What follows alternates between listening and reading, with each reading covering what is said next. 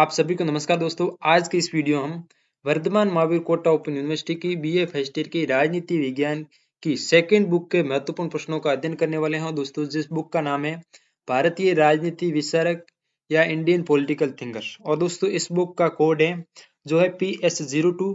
और दोस्तों इस वीडियो में जो प्रश्न लेकर आए हूँ ये प्रश्न लिए गए कहाँ से, तो ये प्रश्न लिए गए जो बीएमओ द्वारा क्वेश्चन बैंक जारी होती है, आधे क्वेश्चन बैंक से लिए गए हैं और आधे बीएमए को ओल्ड पेपर से लिए गए हैं। जून 2014 से लेकर जून 2021 तक इनमें से लिए गए आधे प्रश्न हैं। तो दोस्तों वीडियो महत्वपूर्ण आने वाला है, वीडियो पूरा जरूर देखें। दोस्तों अगर आप नए तो आपके अपने चैनल को सब्सक्राइब जरूर करें ताकि आपको वीएमओ से संबंधित सभी प्रकार की न्यूज लेटेस्ट न्यूज सारी मिलती रहे। और दोस्तों वीडियो के डिस्क्रिप्शन में व्हाट्सएप ग्रुप का लिंक दिया गया, वहाँ व्हाट्सएप ग्रुप से जुड़ जाए, वहाँ पर आपको वीएम संबंधित सभी प्रकार की लेटेस्ट न्यूज मिलती रहती है। तो दोस्तों चलिए वीडियो को शुरू करते हैं। आज का अपना वीडियो है भारतीय राजनीति विचारक बुक के महत्वपूर्ण प्रश्नों का। दोस्तों पहला प्रश्न है मनु के षड्गुण नीति के तत्वों का उल्लेख कीजिए। तो दोस्तों मनु समृति में षड्गुण नीति से संबंधित 6 गुण बताए गए हैं। पहला संधि, दूसरा विग्रह युद्ध, विग्रह का मतलब युद्ध होता है, तीसरा यान, चौथा आसान, पांचवा देवी विधान, देवी विधान का मतलब सेनाओं को 2 भागों में बांटा जाता है। राजा एक जगह सेना का नेतृत्व राजा करता है, दूसरी जगह सेना का नेतृत्व है सेनापति करता है। और छठा गुण है दोस्तों संश्रय, यानी संश्रय का अर्थ है बलवान का आश्रय रहना है। जो राज्य कमजोर होता है अपने जो क्षेत्र की रक्षा करने के लिए किसी बलवान राजा का आश्रय लेना, ये होता है संश्रय। अब दोस्तों दूसरा सवाल है मनुस्मृति में प्रतिपादित राज्य के 2 कार्यों को उल्लेख करिए। मनुस्मृति मनु के द्वारा लिखित है और इसमें जो राज्य के 2 कार्य कौन कौन से उल्लेख किया गया वो बताना है। तो दोस्तों जो प्रजा का रक्षण करना, लोक कल्याण कार्य करना और उस राज्य के अर्थव्यवस्था पर नियंत्रण करना, ये सभी मनुस्मृति में वर्णित राज्य के कार्य हैं। अब दोस्तों प्रश्न संख्या तीसरा है मनु के सप्तांग सिद्धांत के अंगों के नाम बताइए। ये बड़े में भी प्रश्न आ सकता है कि मनु के सप्तांग सिद्धांत का विस्तृत वर्णन कीजिए। तो मनु के सप्तांग सिद्धांत में 7 अंग हैं। पहला स्वामी या राजा, दूसरा मंत्रियों को, और तीसरा पूर्व, चौथा राज्य, पांचवा कोष और छठा दंड और सातवां मित्र। इस प्रकार इस प्रश्न का उत्तर है सप्तांग सिद्धांत के 7 अंग हैं। अब दोस्तों नेक्स्ट सवाल है मनु द्वारा वर्णित 4 आश्रमों के नाम बताइए। तो पहला आश्रम है ब्रह्मचर्य आश्रम, 4 आश्रम बताए मनुस्मृति में। दूसरा गृहस्थ आश्रम, जब ये बाल अवस्था का आश्रम होता है गृहस्थ आश्रम, उसके बाद वानप्रस्थ और लास्ट चौथा आंसर होता है दोस्तों संन्यास आश्रम। इस प्रकार मनु द्वारा वर्णित 4 आश्रम है। अब दोस्तों नेक्स्ट सवाल है 5वां अर्थशास्त्र में कौटिल्य द्वारा वर्णित न्यायालय के 2 प्रकार बताइए।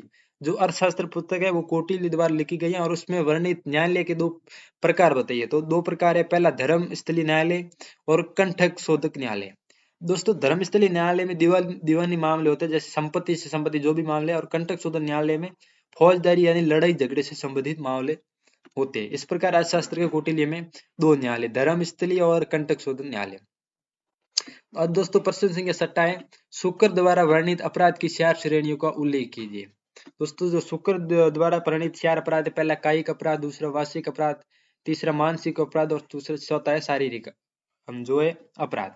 कायिक अपराध दोस्तों शरीर के द्वारा किया जाता है, वाचिक यानी वाणी से जो किया गया अपराध वो श्रेणी में आता है, मानसिक यानी मन से किया गया अपराध मानसिक अपराध की श्रेणी में आता है, और सांसारिक अपराध किसी के सहयोग से या दूसरे के साथ मिलकर जो अपराध किया जाता है वो संसारिक अपराध में आता है। ये शुक्र द्वारा वर्णित अपराध की 4 श्रेणियां। अब दोस्तों नेक्स्ट सवाल है भारत में स्त्रियों की स्थिति में सुधार के बारे में राजा राम मोहन राय द्वारा सुझाए गए 2 सुधारों का उल्लेख करना है। दोस्तों जो राजा राम मोहन राय उन्होंने भारतीय समाज में जो सामाजिक सुधार किए उनमें से कौन सुधार है वो 2 सुधार लिखने हैं। और इसमें ये प्रश्न पूछा गया है कि भारत में स्त्रियों की स्थिति में सुधार के बारे में राजा राम मोहन राय द्वारा सुझाए गए 2 कार्यों का उल्लेख करना। तो पहला कार्य सती प्रथा का उन्होंने विरोध किया, उन्होंने समाप्त भी किया 1829 में, और दूसरा वो बहुविवाह प्रथा का विरोध करते थे। इस प्रकार स्त्रियों से संबंधित 2 सुधार किए। अब प्रश्न संख्या 8वां है ब्रह्म समाज की स्थापना कब किसने की। तो ब्रह्म समाज की स्थापना है वो राजा राम मोहन राय के द्वारा 20 अगस्त 1828 में। आप भी 20 अगस्त याद नहीं रखो तो कोई चलता है, 1828 याद रख से ब्रह्म समाज की। और दोस्तों एक आता है आर्य समाज की स्थापना। तो दोस्तों आर्य समाज की स्थापना है वो स्वामी दयानंद सरस्वती के द्वारा की गई है। अब दोस्तों प्रश्न संख्या नेक्स्ट है 9 शुद्धि अभियान क्या था, यानी स्वामी दयानंद जी द्वारा चलाए गए शुद्धि अभियान क्या था। तो स्वामी दयानंद सरस्वती ने धर्म परिवर्तन कर चुके लोगों को पुनः हिंदू धर्म प्रवेश करने की प्रेरणा देकर शुद्धि आंदोलन को चलाया। यानी जो लोग हिंदू धर्म को छोड़ चुके थे, उन लोगों को पुनः हिंदू धर्म में प्रवेश कराने की जो प्रेरणा देकर जो आंदोलन चलाया उसे शुद्धि आंदोलन कहा जाता है, और इसके प्रेरणा है स्वामी दयानंद सरस्वती। अब प्रश्न संख्या 10 दयानंद सरस्वती किन 3 बुराइयों का विरोध किया? तो ये बुराइयां निम्न है: विदेशी गुलामी का और शोषण का, छुआछूत और सती प्रथा आदि का स्वामी दयानंद जी ने बुराइयां का विरोध किया है। अब प्रश्न संख्या 11 है, भारत में सेवक संघ की स्थापना कब और इसका क्या उद्देश्य है? दोस्तों भारत ये भी पूछे कि भारत सेवक समाज की स्थापना किसकी थी? तो दोस्तों भारत सेवक संघ की स्थापना है वो गोपाल कृष्ण गोखले के द्वारा की गई और 1905 में 12 जून 1905 की गई। और दोस्तों इस भारत सेवक समाज का उद्देश्य था कि भारत की सेवा के लिए जो राष्ट्रीय प्रसारक तैयार करना और संवैधानिक ढंगों से भारतीय जनता के सच्चे हितों को प्रोत्साहन देना था। यानी दोस्तों भारत सेवक समाज का उद्देश्य था कि भारत के लिए जो भारत को प्रसार कर सके ऐसे लोगों को तैयार करना और संवैधानिक यानी कानूनी तरीके से भारतीय जनता के हितों के लिए उनको प्रोत्साहन देना और उनके लोक कल्याणकारी कार्य करना। अब दोस्तों 12 सवाल है, तिलक द्वारा शुरू किए गए 2 उत्सवों के नाम बताइए। तो दोस्तों तिलक द्वारा 2 उत्सव शुरू किए, एक गणेशोत्सव और दूसरा शिवाजी उत्सव। इस प्रकार तिलक द्वारा 2 उत्सव शुरू किए और इन उत्सव का जो उद्देश्य था वो भारत के जो स्वतंत्रता आंदोलन में भागीदारी निभाना और भारत के आजाद कराने के लिए इनका उद्देश्य था।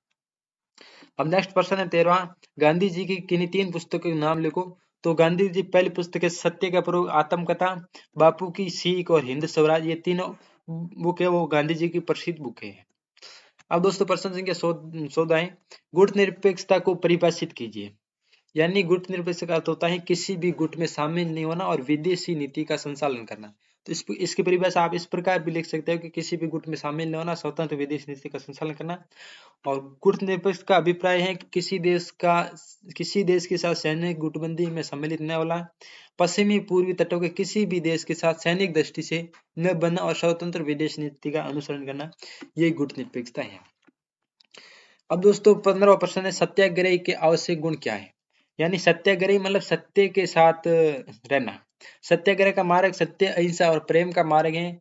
और सत्याग्रही को स्वयं को यह पूर्ण विश्वास होना चाहिए कि वह सत्य के लिए लड़ रहा है, वह सत्य में हिंसा का प्रयोग नहीं करेगा, यानी खून खराबा इस प्रकार का नहीं करेगा और शांतिपूर्ण आंदोलन करेगा। इस प्रकार सत्याग्रही का ये आवश्यक गुण होने चाहिए। दोस्तों ये थे अखंड के महत्वपूर्ण प्रश्न। और अब चलते दोस्तों ब खंड के महत्वपूर्ण प्रश्न। दोस्तों ब खंड आता है 56 नंबर का। तो ब खंड के प्रश्न निम्न है, राज्य की उत्पत्ति के संबंध में कोटाली के विचार का वर्णन करो। अम्बेडकर ने मजबूत लोकतंत्र के लिए क्या पूर्व शर्तें बताई? राष्ट्रवाद सिद्धांत की व्याख्या कीजिए। ये दिसंबर 2019 में पूछा गया सवाल है। बाल गंगाधर तिलक की स्वतंत्रता संबंधी विचार लिखिए और गोपाल कृष्ण गोखले के सामाजिक विचारों का वर्णन कीजिए। और 21वां स्वामी दयानंद सरस्वती के राष्ट्रवाद संबंधी सिद्धांतों का वर्णन करो। चलिए दोस्तों भाग के महत्वपूर्ण प्रश्नों के उत्तर भी जानते हैं। अब 16वां प्रश्न दोस्तों, राज्य की उत्पत्ति के संबंध में कौटिल्य के विचारों का वर्णन कीजिए। यानी कौटिल्य ने राज्य की उत्पत्ति से संबंधित क्या विचार दिए? इसका ये निम्न प्रकार है। कौटिल्य ने राज्य की उत्पत्ति के संदर्भ में संविधानवादी यानी कानूनी विचार को स्वीकार किया है। कौटिल्य ने अपनी राज्य की उत्पत्ति के सिद्धांत में मनु की अपेक्षा होब्स के ज्यादा निकट है। और दोस्तों कौटिल्य ने राज्य को मानवीय परिवर्तनों का परिणाम माना है। उसके अनुसार व्यक्ति को अपनी सुरक्षा के लिए राज सत्ता को स्वीकार किया है।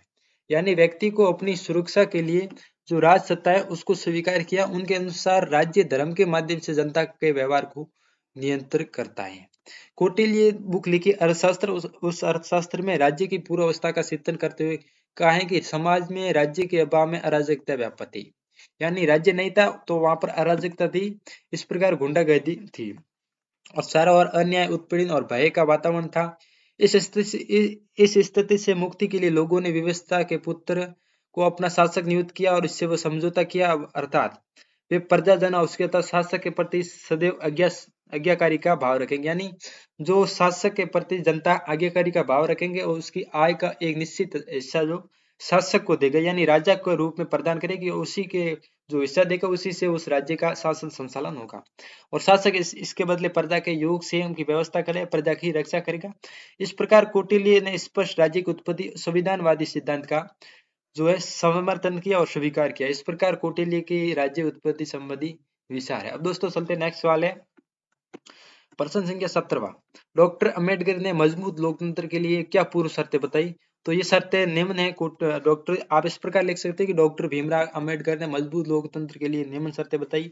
इसके बाद पहला पॉइंट लिखना है और पहली शर्त है कि राजनीतिक लोकतंत्र की स्थापना के लिए सामाजिक धरातल पर समानता और सामाजिक लोकतंत्र होना आवश्यक है। यानी राजनीतिक लोकतंत्र की स्थापना करने के लिए पहले सबसे पहले सामाजिक समानता को स्थापित करना आवश्यक है। जिस समाज के एक वर्ग के हाथों में केवल विशेष अधिकार हो, उसका दूसरा वर्ग प्रतिबंधों को बोझ से दबाव पड़ा हुआ लोकतंत्र नहीं पनप सकता। इसीलिए वे दलित वर्ग को कानूनी संरक्षण द्वारा सामाजिक समानता का दर्जा कराना चाहते हैं। यानी लोकतंत्र की स्थापना के लिए पहले यह जरूरी है कि आपको पहले सामाजिक समानता सभी को प्रदान करनी है। दूसरी शर्त यह है कि लोकतंत्र के लिए बहुदलीय शासन प्रणाली सशक्त विपक्ष का होना मानते हैं। अगर सशक्त विपक्ष लोकतंत्र में नहीं होगा तो एक जो दल होगा वो तानाशाही रूप से जो सत्ता या शासन चलाएगा।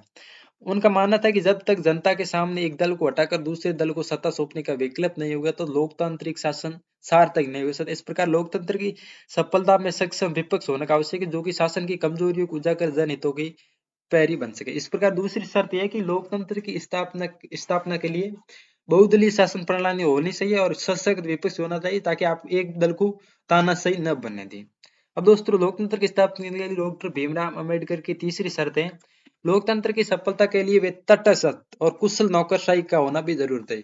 यानी लोकतंत्र की सफलता के लिए जो प्रशासनिक तंत्र है वो कुशल व नौकरशाही होना चाहिए। उनका मत था कि सरकार के बदलाव के साथ साथ प्रशासन में बदलाव स्वस्थ लोकतंत्र के लिए घातक है। अतः सिविल सेवा को सरकारी का स्थायी प्रशासनिक शाखा बनाया जाए और सुनिश्चित किया जाए कि उसके सदस्य सत्तारूढ़ राजनीतिक दल के प्रति निष्ठा रखने के बजाय विधि के प्रावधानों का प्रति निष्ठा रहे। अब दोस्तों, पांचवा जो शर्त है लोकतंत्र की सफलता के लिए, तो डॉक्टर भीमराव अम्बेडकर के अनुसार संविधान में की गई घोषणाओं मात्र किसी देश का शासन आदर्श स्वरूप प्राप्त नहीं कर लेता है, अपितु इसके लिए राजनीतिक क्रियाकलापों और शासन में भाग लेने वाले लोगों में संवैधानिक मूल्यों और नैतिकता के प्रति निष्ठा की भावना होना आवश्यक है। यानी डॉक्टर भीमराव अम्बेडकर के अनुसार लोकतंत्र की सफलता के लिए संविधान में की गई घोषणा जो देश के शासन का आदर्श स्वरूप नहीं होता, उसे वास्तविक रूप से भी लागू करना होता है। और पांचवी शर्त है लोकतंत्र की सफलता के लिए कि वे जागरूक जनता को भी लोकतंत्र की आवश्यक शर्त मानते थे, क्योंकि जागरूक जनता ही लोकतंत्र की रक्षक होती है। लोकतंत्र को जो शासन करते हैं वो तानाशाह न बने, इसलिए जागरूक जनता का होना भी आवश्यक है। अब छठी शर्त है लोकतंत्र सफलता के लिए, डॉक्टर भीमराव अम्बेडकर के अनुसार दलित शोषित वर्गों के लिए संवैधानिक और कानूनी संरक्षण और सामाजिक लोकतंत्र की स्थापना के लिए आवश्यक मानते थे। और डॉक्टर भीमराव अम्बेडकर जी का मत था कि इन संरक्षण के आधार पर दलित संविधान द्वारा किए गए मौलिक अधिकारों का प्रयोग करने में सक्षम हो। इसी आधार पर वे 1935 के अधिनियम में दलितों के लिए पृथक प्रतिनिधि का प्रावधान करने में सफल रहे और 1932 में सांप्रदायिक पछाड़ में दलित वर्गों को हिंदू समुदाय से पृथक समुदाय के रूप में मान्यता दी और जिसे बाद में गांधी जी के साथ समझौते के बाद पुनः पैक्ट में संशोधित किया और जिसके अनुसार हिंदू समुदाय के एक ही अंग के रूप में दलितों को पृथक प्रतिनिधि दिया गया। और स्वतंत्र भारत के संविधान में दलित वर्ग का आरक्षण की व्यवस्था डॉक्टर भीमराव अम्बेडकर के द्वारा की गई और ये लोकतंत्र की सफलता के लिए आवश्यक है। अब दोस्तों, 18वां सवाल है, राष्ट्रवाद के सिद्धांत की व्याख्या कीजिए। अब दोस्तों, राष्ट्रवाद के सिद्धांत की व्याख्या आपको 200 शब्दों में की कि यह प्रश्न इंपॉर्टेंट, क्योंकि यह प्रश्न दिसंबर 2019 में एक बार पूछा गया और जून 2022 में आने की संभावना है। तो दोस्तों, राष्ट्रवाद से तात्पर्य है कि लोगों के ऐसे विचारों से जिसमें वे खुद साझा इतिहास, परंपरा, भाषा, जातीय संस्कृति के आधार पर उस देश के निवासी मानते हैं। वे एकजुट होते हैं और इस एकजुटता के आधार पर वे अपने देश के राजनीतिक समुदाय की स्थापना करने का प्रयास करते हैं। इसलिए ये इस प्रकार राष्ट्रवाद के साथ, यानी लोगों के ऐसे विचारों से जिसमें वे खुद इतिहास, परंपरा, भाषा, जातीय संस्कृति के आधार पर एकजुट हो और एक ही देश के निवासी हो और उसी जो एकजुटता के आधार पर उस राजनीतिक समुदाय स्थापना कर लोकतंत्र की स्थापना करते हैं, तो उससे हम राष्ट्रवाद कह सकते हैं। दोस्तों, राष्ट्रवाद की संकल्पना है, एक आधुनिक संकल्पना है जिसका विकास यूरोप में हुआ सबसे पहले पुनर्जागरण काल के समय। उसके बाद अंतरराष्ट्रीय स्तर पर राष्ट्रवाद के प्रतिपादक माने जाते हैं वो ग्रांट फ्रेड हर्टर को माना जाता है, जिन्होंने इसका सर्वप्रथम प्रयोग कहाँ किया? तो दोस्तों, जर्मन में राष्ट्रवाद की सबसे पहले नींव डाली है। अब दोस्तों, देख लेते हैं कि भारत में राष्ट्रवाद की अस्तित्व कैसे हुआ है। दोस्तों, यूरोप में जब पुनर्जागरण के काल के उपरांत भारत में कुछ व्यक्ति द्वारा विश्वविद्यालय अध्ययन के दौरान वहां के लोगों को स्वतंत्रता, समानता और राष्ट्रवाद के विचार से अवगत हुए, तो भारत में भी इनसे विचारों का प्रभाव हुआ। इस प्रकार भारतीय राष्ट्रीय प्रसार में कई कारक आए जिसमें प्रमुख है, यानी भारत में राष्ट्रवाद का उद्देश्य इस प्रकार हुआ कि यूरोप में पुनर्जागरण काल के समय जो भारत के कुछ विद्वान या व्यक्ति विश्वविद्यालय में जो बाहर यूरोप में पढ़ रहे थे, तो वो वहां पर पढ़ते समय वहां के लोगों में स्वतंत्रता, समानता और राष्ट्रवाद के विचारों को देखा, उन्होंने अवगत हुए वहां से, तो उन्होंने भारत में आकर उन विचारों का प्रभाव हुआ है। इस प्रकार भारतीय राष्ट्रीय में कई कारक समुदाय, सामाजिक और धार्मिक सुधार आंदोलन, भारतीय राष्ट्रीयता जो है वो कारक है और उद्देश्य का कारण है। पाश्चात्य शिक्षा, अनुसंधान, राजनीति, एकता का स्थापना और भारतीय समाचार पत्र, साहित्य, यातायात और संचार साधनों का विकास और विदेशी आंदोलन का उभर, ये सभी कारण है भारत में राष्ट्रीयवाद उदय के कारण है। अब दोस्तों प्रश्न संख्या नेक्स्ट है, बाल गंगाधर तिलक के स्वतंत्रता पर विचार लिखिए। यानी बाल गंगाधर तिलक है, उनके स्वतंत्र यानी व्यक्ति की स्वतंत्रता पर विचार लिखना है। तो दोस्तों लोकमान्य तिलक है, व्यक्ति के व्यक्तित्व पर बाध्यकारी नियंत्रणों को अनैतिक मानते। यानी दोस्तों लोकमान्य तिलक है वो व्यक्तिगत स्वतंत्रता पर अधिक मानते थे। यानी स्वतंत्रता संबंधी उनके विचार उनकी इस धारणा को आध्यात्मिक आस्था से ही निर्धारित करते हैं। तिलक के लिए स्वतंत्र व्यक्ति के बाहरी नियंत्रण से मुक्ति और नकारात्मक परिणाम नहीं, अपितु व्यक्ति की ऐसी सामर्थ्य के रूप में समझी जा सकती है जिसके द्वारा वह अपने ईश्वर अंश को व्यक्तिगत और सामाजिक जीवन में प्रतिबिंब कर सके।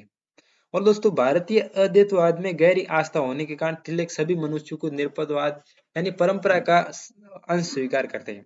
इस प्रकार उनके व्यक्ति की स्वतंत्रता का निषेध और ईश्वर की सत्ता के निषेध की समान ही आपत्तिजनक और अपवित्र। यानी तिलक जो है स्वतंत्रता व्यक्ति की बाहरी नियंत्रण होते हैं उससे मुक्ति पाना चाहता और नकारात्मक परिणाम नहीं। यानी जो व्यक्ति के बाहरी नियंत्रण है उससे व्यक्ति को स्वतंत्र होना चाहिए और राजनीतिक स्वतंत्रता के लिए तिलक स्वयं में बांधे नहीं थी, अपितु वो व्यक्ति की आध्यात्मिक स्वतंत्रता की पूर्व शर्त थी, अनिवार्य रूप से पूरक थी।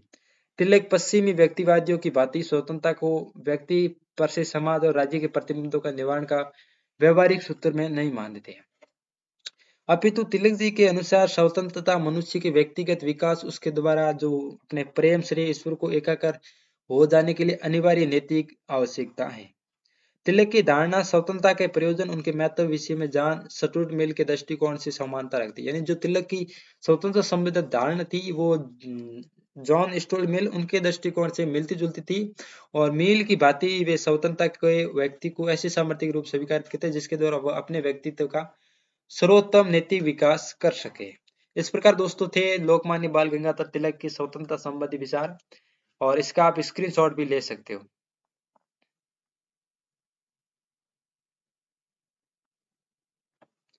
अब दोस्तों नेक्स्ट प्रश्न है 20वां, गोपाल कृष्ण गोखले के सामाजिक विचारों का वर्णन कीजिए।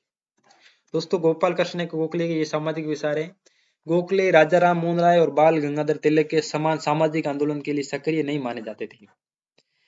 जो गोखले बालकृष्ण वो राजा राम मोहन राय और बाल गंगाधर तिलक की तरह सामाजिक आंदोलन के सक्रिय नहीं माने जाते क्योंकि वे पर से सहिष्णु समाज सुधारक थे। लेकिन ये गोपाल कृष्ण गोखले वह सहिष्णु और समाज सुधारक थे। उन्होंने अपने जीवन में ही अनंत संभावनाओं को त्याग कर शिक्षा के क्षेत्र में सेवा उत्तोषणा शिक्षा संभावनाओं के द्वारा गोखले द्वारा जनता हेतु आवश्यक थी। डेक्कन सोसाइटी के साथ जोड़कर उन्होंने यही कार्य किया और दलितों और स्त्रियों के लिए शिक्षा के भी गोखले पक्ष धरते। और दोस्तों गोखले का जीवन है परित्याग, तपस्या, कठोर परिश्रम, जन सेवा के लिए जीवन मिसाल था और देश सेवा उनका धर्म था गोपाल कृष्ण गोखले का। दोस्तों गोखले वो रूढ़िवादिता का विरोध करते थे। हिंदू धर्म में पूर्वाग्रहों के विरोध पर आगर कर उनके विचार समान थे और संकीर्णता उन्हें रास नहीं थी। तिलक से मतभेद का एक कारण संकीर्णता का विरोध था और जो गोपाल कृष्ण गोखले और तिलक के मध्य जो विरोध का कारण था वो संकीर्णता का विरोध था। तिलक बाल विवाह का खुला समर्थन करते थे और शिक्षा हेतु गोखले की तुलना में तिलक का कार्य नगण्य और कट्टरपंथी प्रतीत होता है। धर्मनिरपेक्ष गोखले जाति व्यवस्था को प्रगति विरोधी समझते थे। यानी जो गोपाल कृष्ण गोखले थे वो धर्मनिरपेक्ष थे और जाति व्यवस्था के प्रगति में वो बाधा डालते वो ऐसा समझते। वे हिंदू मुस्लिम के माध्यम से मधुर और सामाजिक संबंधों का समर्थन करते। सामाजिक और धार्मिक सहिष्णु सद्भावना उनका लक्ष्य था। गोपाल कृष्ण गोखले था। दोस्तों गोखले वो मानवतावादी थे। नशाबंदी और अकाल पीड़ित हेतु आग्रह और प्लेग के समय सहायता और सामाजिक कल्याण की भावना को दर्शाता है और ये उन्होंने कार्य भी किया गोपाल कृष्ण गोखले ने। वे पूर्ण नशाबंदी का समर्थन करते, किसी प्रकार का नशा नहीं करना चाहिए, उस जिससे निर्धन एक इस घातक बुराई से दूर हो सकते। यानी निर्धन का मतलब गरीब इस घातक बुराई से, नशे की बुराई से दूर हो सके और मद्यपान से प्राप्त राजस्व, जो नशे से प्राप्त राजस्व है उस कमी की पूर्ति हेतु दो सुझाव दिए। राजस्व अधिकारी को लाइसेंस देने वाला अधिकारी नहीं बनाना चाहिए और लाइसेंस की नीलामी बंद करनी चाहिए। और मादक पदार्थों के दाम बढ़ाने से लाभ नहीं होता। दक्षिण अफ्रीका रंग भेद की नीति की आलोचना के साथ उसे दूर करने भाई गोखले ने प्रयास किया। इस प्रकार दोस्तों गोखले जी के सामाजिक विचार थे। अब दोस्तों प्रश्न संख्या नेक्स्ट है, स्वामी दयानंद सरस्वती के राष्ट्रवाद संबंधित विचारों का वर्णन कीजिए। तो दोस्तों ये थे स्वामी दयानंद सरस्वती के राष्ट्रवाद संबंधी विचार। ये एक राष्ट्र निर्माता के रूप में स्वामी दयानंद जी गणना उन राष्ट्रीय नेताओं में की जाती जो अग्रणी, पथ प्रदर्शक और प्रथम रहे। यानी दोस्तों स्वामी दयानंद सरस्वती का जो गिनती उन नेताओं में, उन समाज सुधारकों में की जाती है जो सबसे आगे थे, पथ प्रदर्शक थे और सर्वप्रथम थे। वे सच्चे अर्थों में एक धर्म युद्ध करता थे। वे हिंदू धर्म को मुक्तिदाता, समाज के पुनर्निर्माता और स्वदेशी प्रबल समर्थ थे। और भारतीय राष्ट्रीय जीवन का कोई ऐसा क्षेत्र नहीं जिसमें उन्होंने पहल नहीं की। यानी जो भारत का ऐसा कोई क्षेत्र नहीं है राष्ट्रीय जीवन का जिसमें उन्होंने पहल नहीं की और अपने विचारों और कार्यों की छाप न छोड़ी हो। भारत में शुरू किया गया प्रत्येक आंदोलन उनकी प्रेरणा का ऋणी रहा है। भारतीयों को एहसास कराए कि वे एक शानदार, श्रेष्ठ और इतिहास और परंपरा के वारिस हैं। वे अपने एक महान राष्ट्र रखते हैं, उन्हें अपने धर्म का परित्याग नहीं करना चाहिए। वे पहले थे जिन्होंने ईसाई प्रचारकों और इस्लाम आक्रमणों के प्रतिवाद करके भारतीय राष्ट्रवाद को स्वदेशी मोड़ दिया। दोस्तों उन्होंने ब्राह्मणों के पाखंड, उनकी सत्ता एकाधिकार को चुनौती दी है।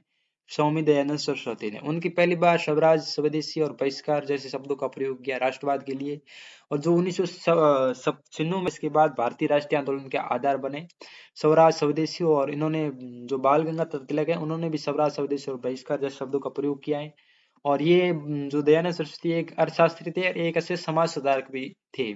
फिर भी उन्होंने एहसास कर लिया कि अंग्रेजों की भारत विरोधी नीतियां भारत की दरिद्रता के लिए उत्तरदायी थी और कुटीर उद्योगों का पुनरुद्धार करना इसका एकमात्र निदान था। और दोस्तों कुटीर उद्योगों के द्वारा ही भारत का राष्ट्रीय विकास होता है, वो कुटीर उद्योगों के द्वारा होता है। दोस्तों ये स्क्रीनशॉट ले सकते हो स्वामी दयानंद सरस्वती के राष्ट्रवाद से संबंधित विचार। बाकी दोस्तों आपको वीएमओ से संबंधित सभी प्रकार की लेटेस्ट न्यूज और सभी प्रकार के महत्वपूर्ण प्रश्न और सभी प्रकार की जो प्रैक्टिकल कैंप से संबंधित न्यूज मिलती रहेगी। तो चैनल को सब्सक्राइब जरूर करें ताकि आपको वीएम से संबंधित सभी प्रकार की इंपोर्टेंट न्यूज सबसे पहले मिलती रहे।